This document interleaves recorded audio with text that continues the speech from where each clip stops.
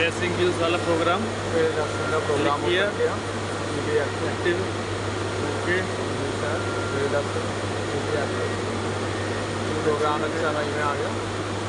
Simply auto run, यहाँ number of passes required पूछेगा board में MDI में जाके number of passes 10 Y0 10 number of idle passes 2 and full and wall 1 enter होगा।